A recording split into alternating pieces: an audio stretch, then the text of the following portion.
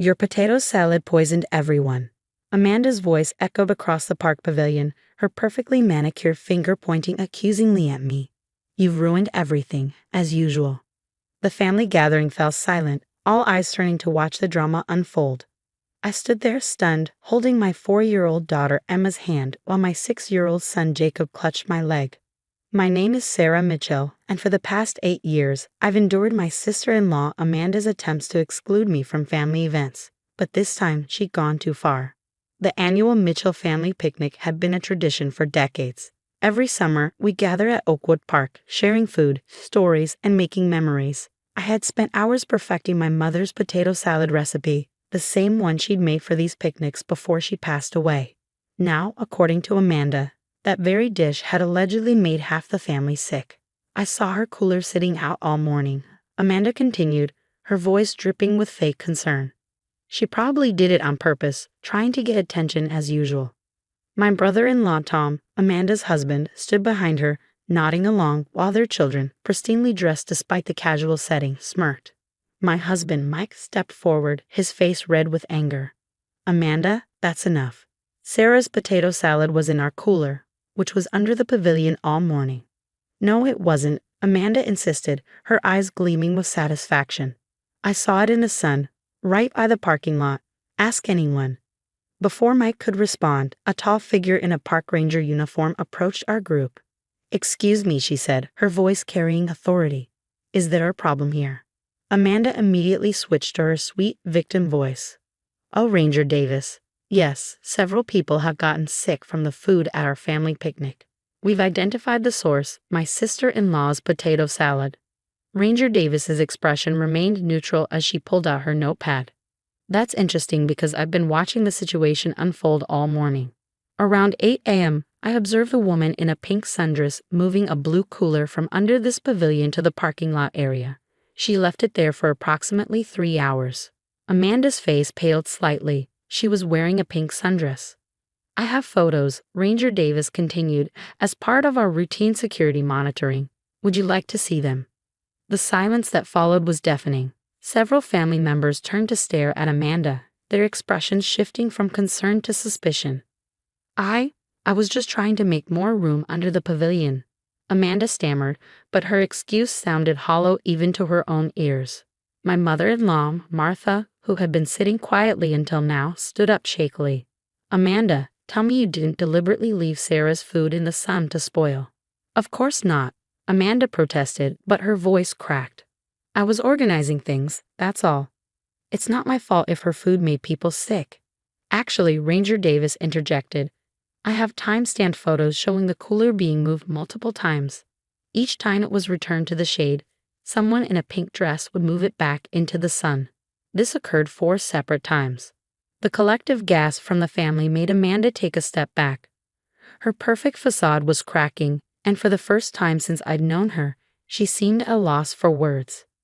Emma tugged at my hand. Mommy, why did Aunt Amanda want to make your food bad?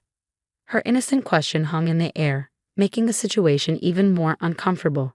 I squeezed her hand gently, trying to figure out how to explain adult pettiness to a child. I think, my father-in-law George said slowly, rising from his chair, we need to hear the truth, Amanda. Right now.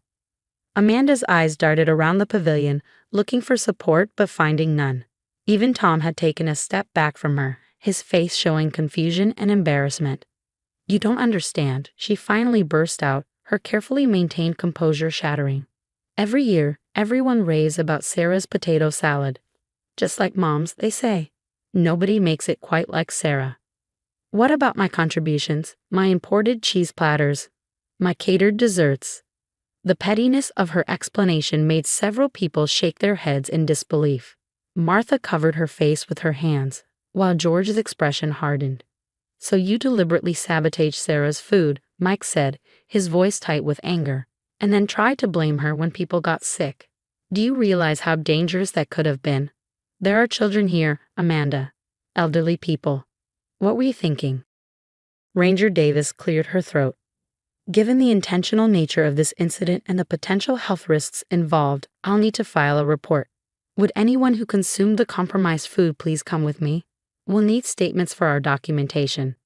As several family members followed the ranger, I stood there, processing what had just happened.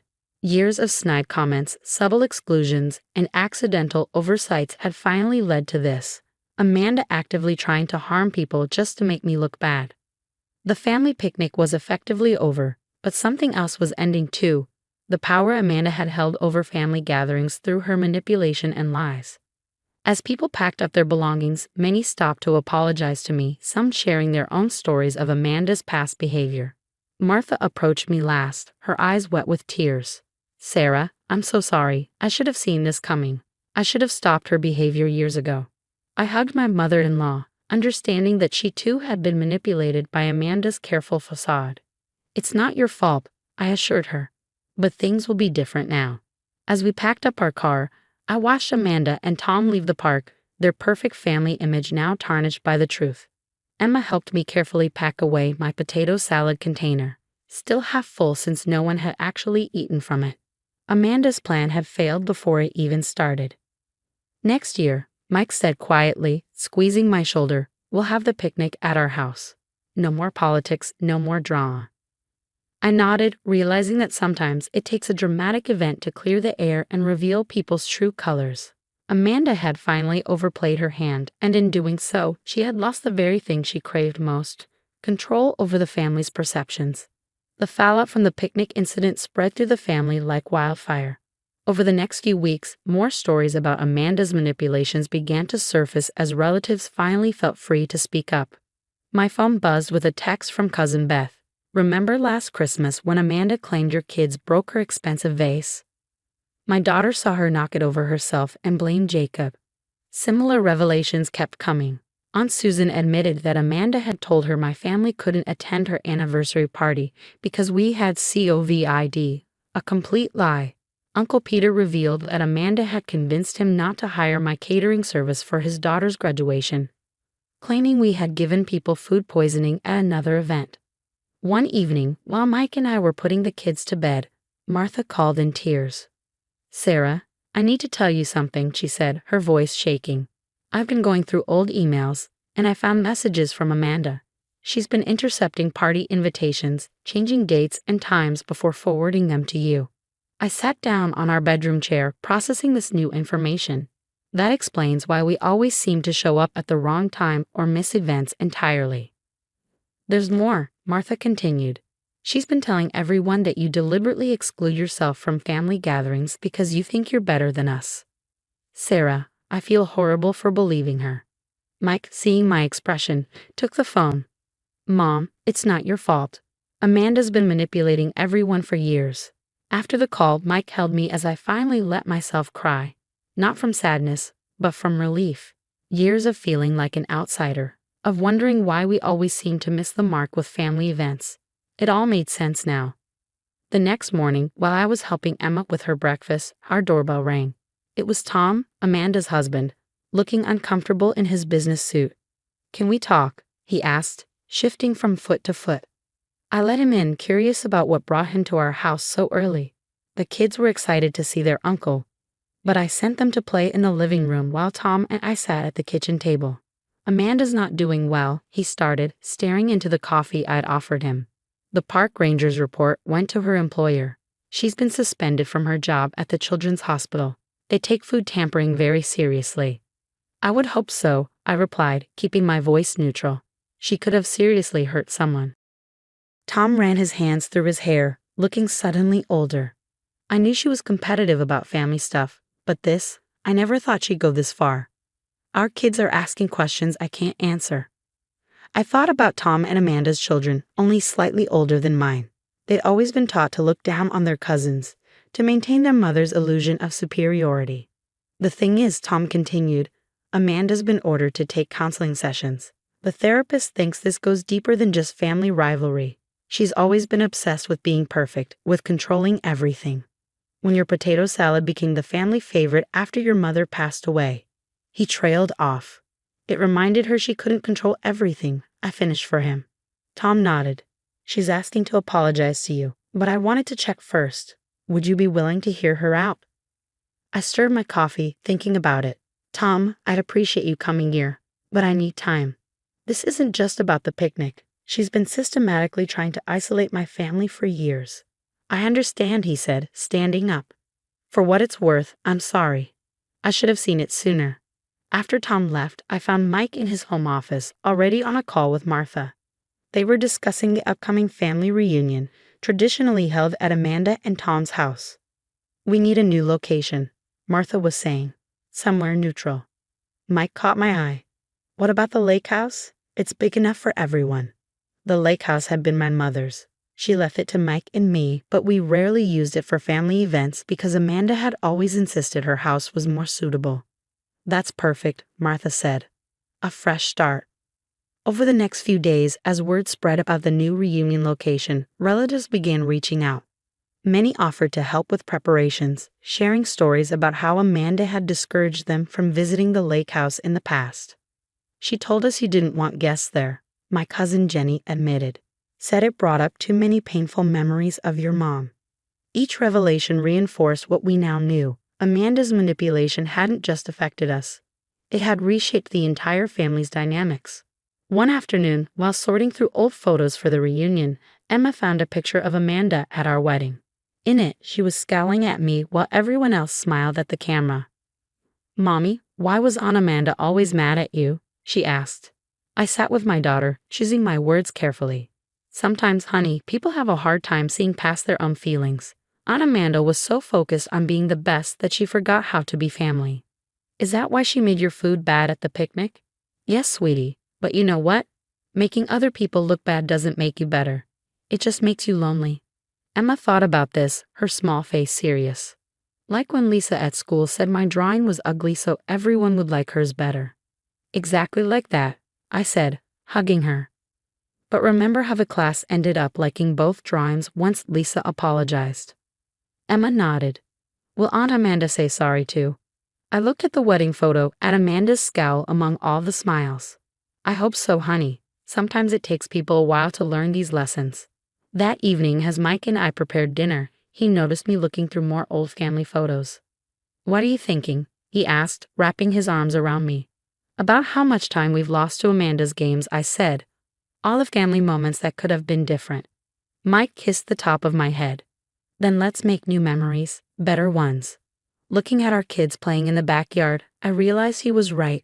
Amanda's actions had cast a shadow over our family for years, but that shadow was finally lifting. The truth hadn't just exposed her manipulation. It had freed us all to rebuild our relationships without her influence. The real healing was just beginning. The day of the family reunion at the lake house arrived with perfect weather. As I stood on the deck, watching cars pull into the driveway, I felt a mix of emotions. This was the first major family gathering since the picnic incident, and Amanda's presence or absence weighed heavily on everyone's minds. Tom had called earlier in the week to say they would come, but only if I was comfortable with it. Amanda had completed 3 weeks of counseling and wanted to make amends. I agreed, not for her sake, but for the family's healing. Mommy, they're here, Emma called out, pointing to Tom's SUV pulling up. I watched as their car parked, but only Tom and the kids emerged. He caught my eye and shook his head slightly. Amanda had backed out at the last minute. Surprisingly, I felt relieved. The reunion flowed naturally without Amanda's controlling presence. Cousins who hadn't spoken in years chatted freely. Children who had been kept apart played together on the beach. The invisible barriers she had created over the years dissolved in the warm summer air. Martha set up a photo display on one of the tables, family pictures through the years. Looking at them now, Amanda's manipulation was clear in almost every shot, positioning herself at the center, pushing others to the edges, her calculated smiles and orchestrated poses. It's like seeing everything through new eyes, Aunt Susan said, standing beside me. How did we not notice? Because she was careful, I replied. She built her walls slowly, brick by brick. As the afternoon progressed, I overheard Tom's kids talking to Jacob and Emma by the lake. Mom says she's sorry, his daughter Ashley said. She cries a lot now. Dad says she's learning to be better, added her brother, Michael. The children's simple acceptance of the situation struck me. While the adults grappled with years of manipulation and hurt, the kids just wanted their families to be whole again. During dinner, Martha stood up to make an announcement. I want to apologize to everyone, she began, her voice trembling. As the family matriarch, I should have seen what was happening. I should have stopped it, but from now on, this family operates on truth and love, not competition and control. The gathering murmured in agreement. Mike squeezed my hand under the table. As the sun began to set, my phone buzzed with a text from Amanda. I'm sorry I couldn't come. It was too hard. But I'm glad they're all there. Take care of them. It wasn't the dramatic apology she might have once orchestrated, but its simplicity felt more genuine than any show she could have put on. Later that evening, as families began to leave, the kids collected shells on the beach while the adults cleaned up. Tom helped me pack leftover containers in the kitchen. She's really trying, he said quietly. The therapist says she has deep-seated insecurities, probably from her own childhood. Not an excuse, but it helps to understand. I finished for him. Tell her the door isn't closed, Tom. It's just waiting for her to walk through it honestly. As the last cars pulled away, Mike and I sat on the deck with our sleeping children in our laps, watching the stars reflect on the lake. Mom would have loved this, Mike said softly. The family together, really together, without the drama. I thought about my mother-in-law's potato salad recipe, the one that had somehow become the catalyst for all this change. Sometimes it takes something small to break something big, I mused. Like a potato salad exposing years of manipulation? Mike chuckled. Exactly. The next morning, as we packed up to leave, I found a note slipped under the door. It was from Martha. Sarah, your mother-in-law wasn't just my best friend, she was my voice of reason. When I lost her, I lost that too. I let Amanda fill that void with her control because it was easier than facing the truth. But watching you stand strong, protect your family, and still leave the door open for forgiveness. That's what Mary would have done. That's the voice of reason this family needs now. Love, Martha. I folded the note carefully and tucked it into my pocket. The lake house had always been more than just a property. It was a repository of family memories. Now it had become something else too, a place of healing, of new beginnings. As we drove home, Emma asked, Can we have more parties at the lake house, Mommy? Of course, sweetie. And will Aunt Amanda come next time? I caught Mike's eye in the rearview mirror. When she's ready, honey. When she's ready. Sometimes the biggest victories aren't in winning the battle, but in showing others there doesn't need to be a war at all. Amanda's attempts to control and divide the family had ultimately brought us closer together, strengthening our understanding of what really matters. The potato salad incident, as it came to be known, marked the end of one chapter in our family's story and the beginning of another, one where truth prevailed over manipulation, where genuine relationships mattered more than perfect appearances, and where there was always room at the table for those ready to join with honest hearts.